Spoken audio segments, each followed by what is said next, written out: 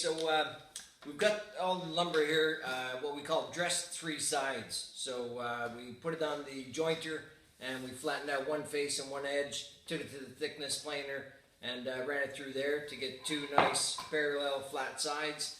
So we've got two nice parallel flat sides, one 90-degree corner, but we still have one factory edge left, and that'll be cleaned up on the table saw. But we now have it to a condition where, you know, it's true, it's flat, it's square, dimensional timbers that are in a condition that we can work with.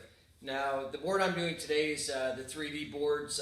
Some people call it, I call it the 3D four-leaf clover. Some people call it the 3D butterfly. Whatever you want to call it, it's a pretty neat effect.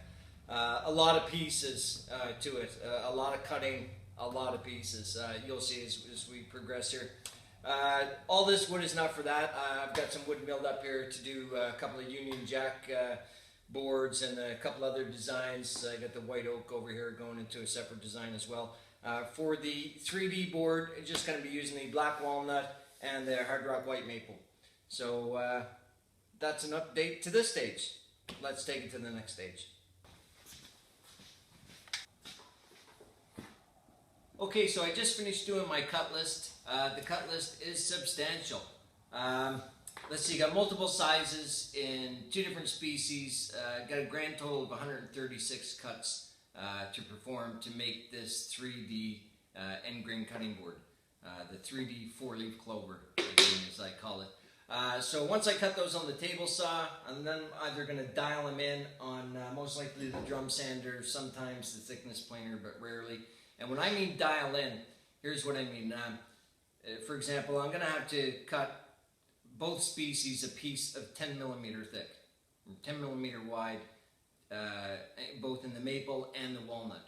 So when you do that, this is where you really have to be precise. You don't want to cut one piece and have it like 10.3 and the other one 10 millimeter right on. No, that'll show in the board. I mean, I've seen some of these boards out there that, quite frankly, you know, left a bit to be desired, to say the least. But if you really dial them in and make sure that when you need to cut pieces of different species, the same measurement, you want to make sure those are exact, and I mean exact. Now, when I'm shooting for 10 millimeter thick, I give myself an acceptable variance, if you will, of 3/1,000 of an inch. So, you know, if I cut it on the table saw and I bring it over to the drum sander and I get that, you know, 3/1,000 over or 3/1,000 under 10 millimeter, I'm happy with that, providing that the other species is exactly the same. That's where I don't have any tolerances whatsoever. They have to be exact, because it'll definitely show in the end result of the board. What else can I tell you about that? 136 pieces, that's a lot of pieces, and they don't get cut with me looking at this camera. So I'm going to jump onto that right now.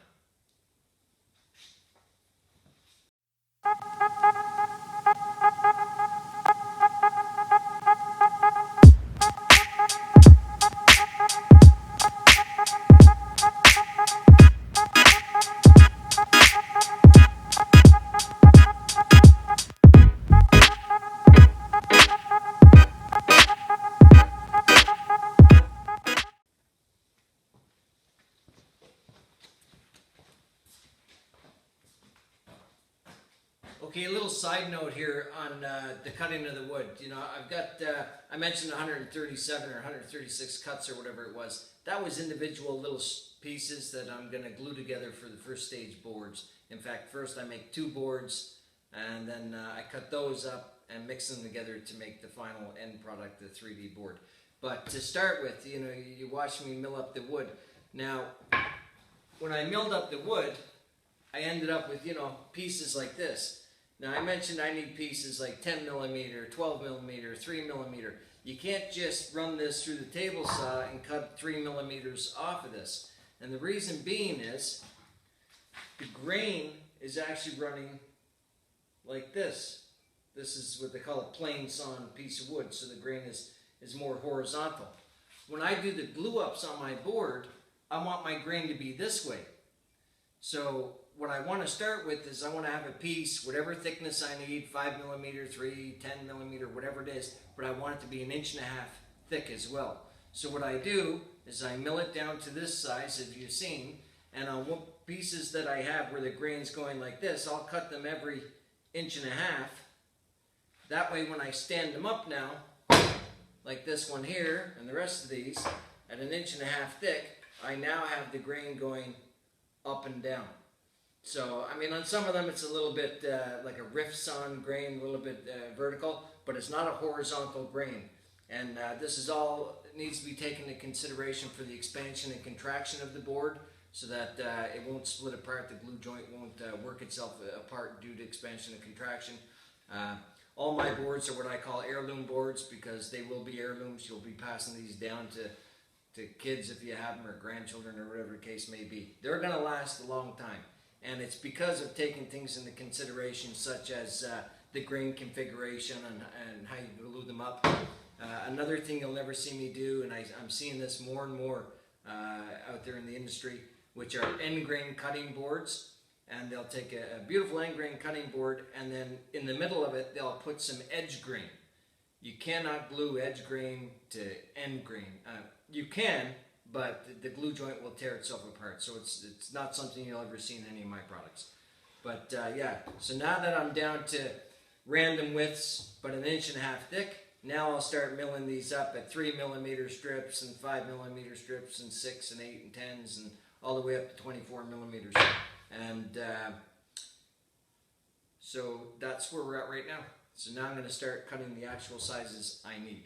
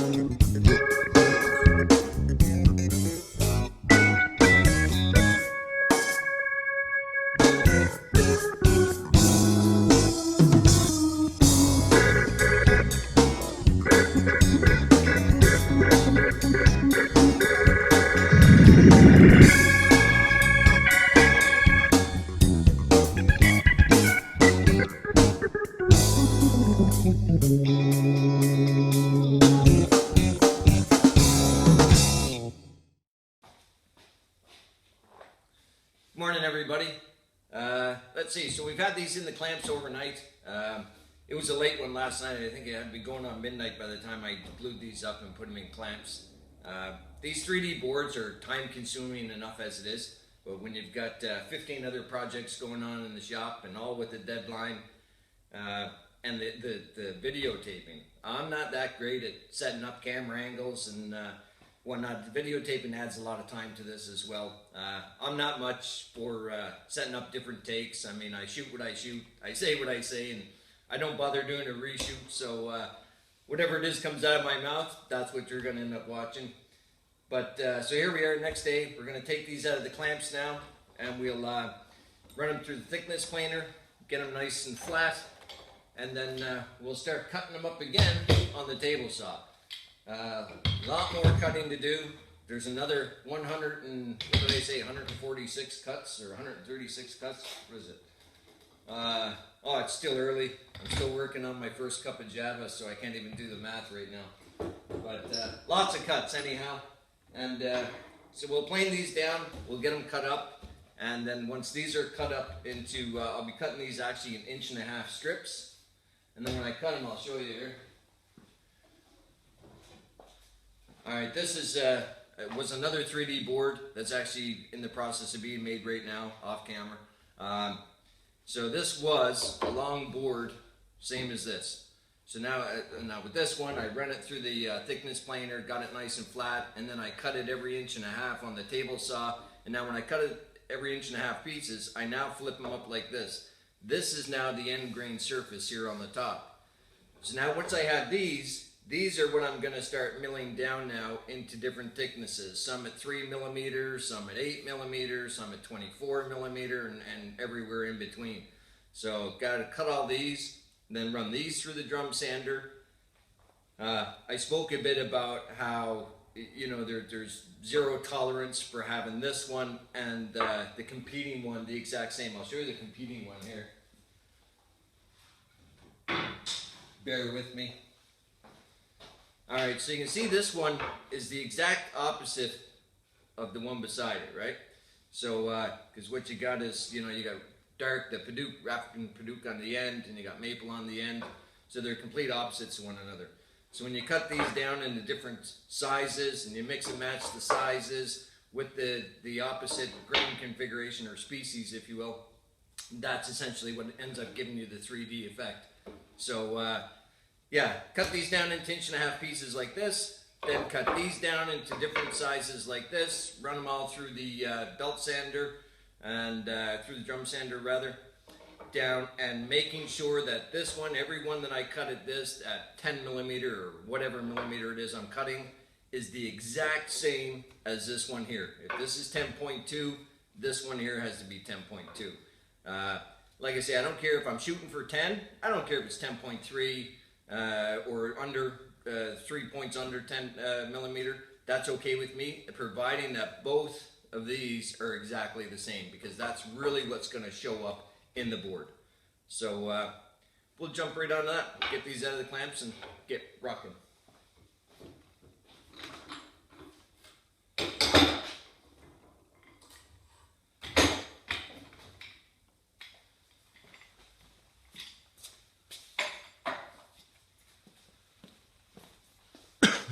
When I was a carpenter apprentice, I had a foreman by the name of Alan Cooper, an English guy. And, you know, when I joined the Carpenters Union, become a first-year apprentice, I went out and bought my new tool belt and my hammer and level and all that jazz. And I think for the first 6 months, the only tool I was allowed to use was a broom. I used to hate it, and Alan Cooper would have me cleaning all the time. It used to drive me crazy. Never saw the point of it. Now that I'm an older guy, I guess, and have my own shop, mess just drives me crazy. I like my shop to be nice and neat. I can't stand the feel of, you know, sawdust under my feet. You know, flake or two doesn't bother me, but it can get ridiculous. And I'll show you what ridiculous looks like.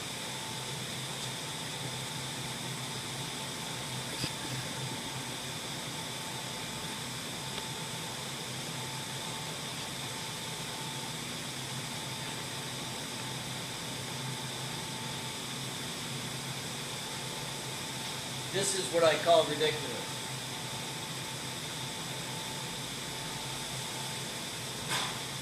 I just cleaned out the dust collector, and it's got 2 big bags on it. They were pretty full.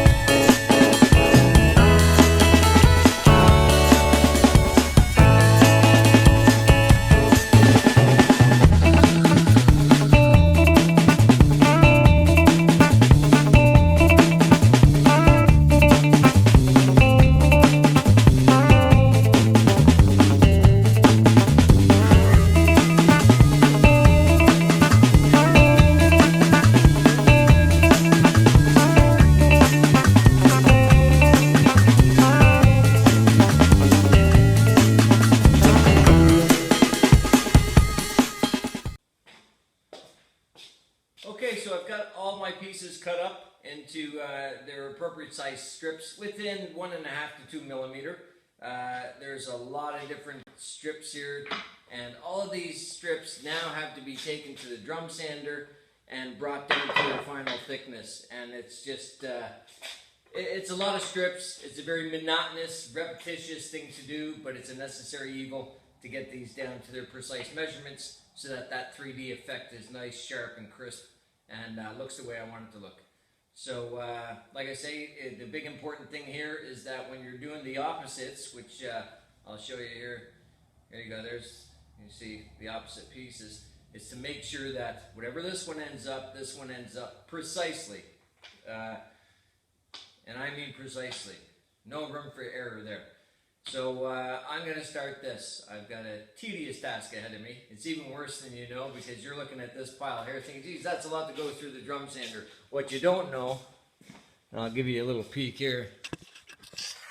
Pardon my finger over the lens. What you don't know is that I've got another couple of species here.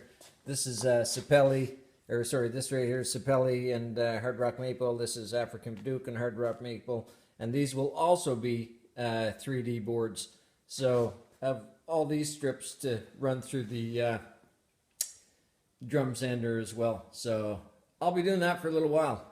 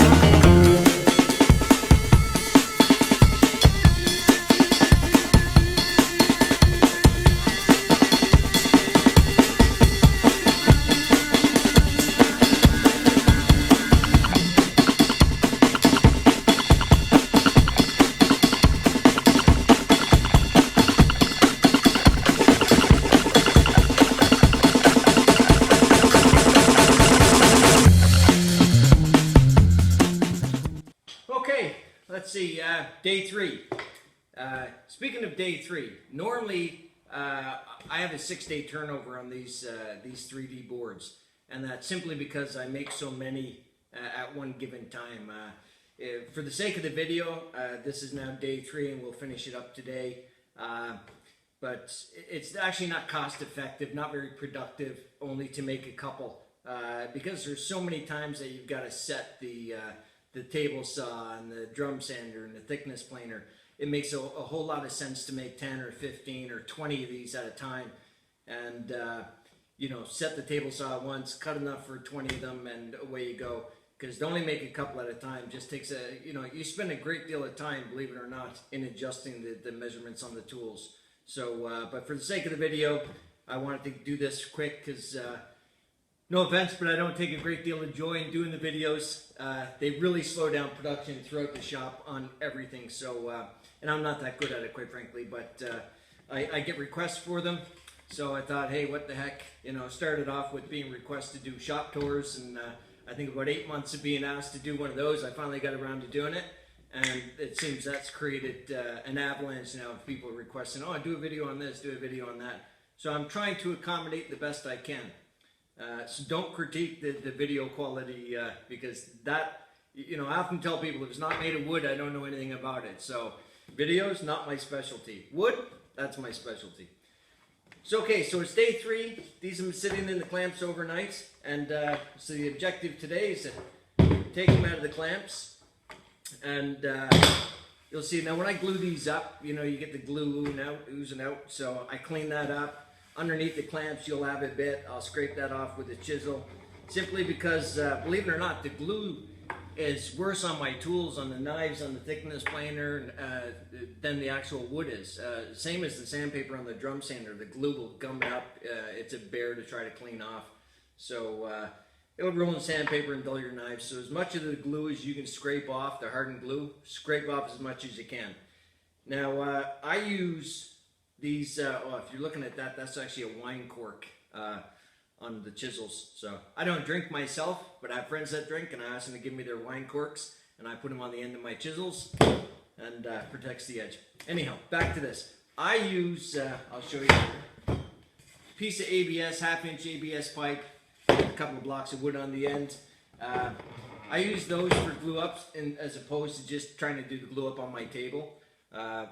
When I first built the work table, the surface was nice and true and flat, but over the years, it sags a bit, gets a bit off. And so if you can start off with a flat surface during your glue up and have a relatively flat surface, then that's less you're going to plane down and lose off your overall thickness of the board. So, so what else can I tell you about that? There's a couple more stages to this, thickness planer, drum sander, some orbital sanding, some hand sanding. Gonna router some finger grooves in it. Gonna put on some non-slip rubber feet, a couple of mineral oil baths, and a treatment of mineral oil and beeswax. Shrink wrap it and ship this bad boy to Rome, New York. So on that note, let's get started.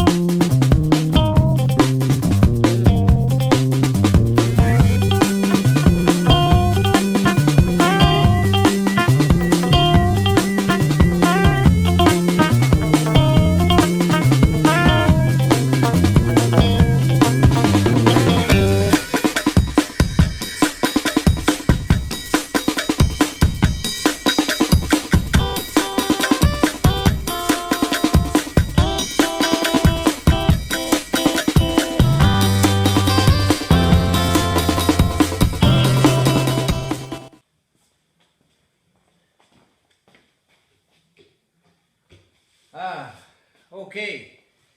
It's been a very long day. It is now, oh my word, it's now about 25 minutes to 2 a.m. I'm still in the shop. It's been a long day. I'm certain I look like it's been a long day. African red padauk. I love the wood, but man, is it messy. I mean, it gets everywhere.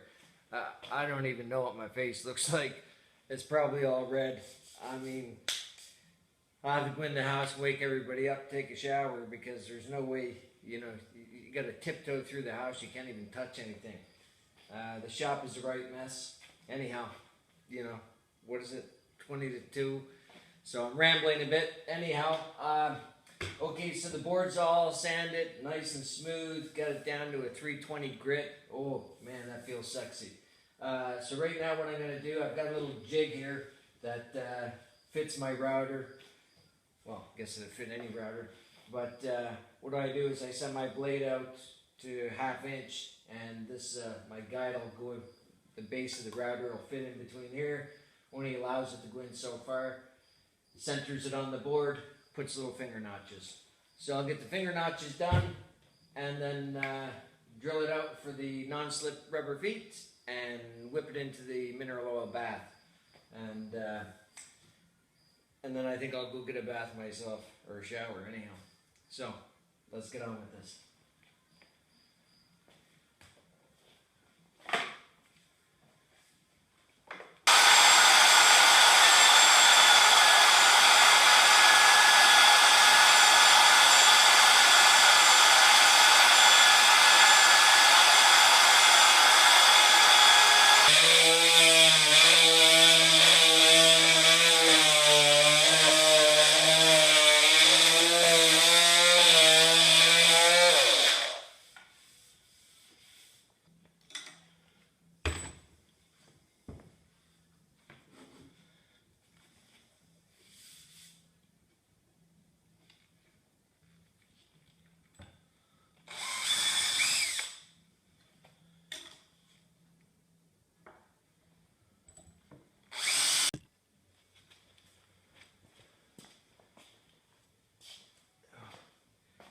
Well, I'll tell you what, the board has its mineral oil bath, along with 21 other boards, and I have no feeling from the waist down anymore. Back is killing me. It is, wow, peep that, 3 a.m. Wow, that's a dedicated worker, 3 a.m. Lots of orders, and I've got to ship them out on Monday, so that's why I'm in the shop till 3 a.m. I don't know what else to say. The board's pretty much done. Throw some feet on it.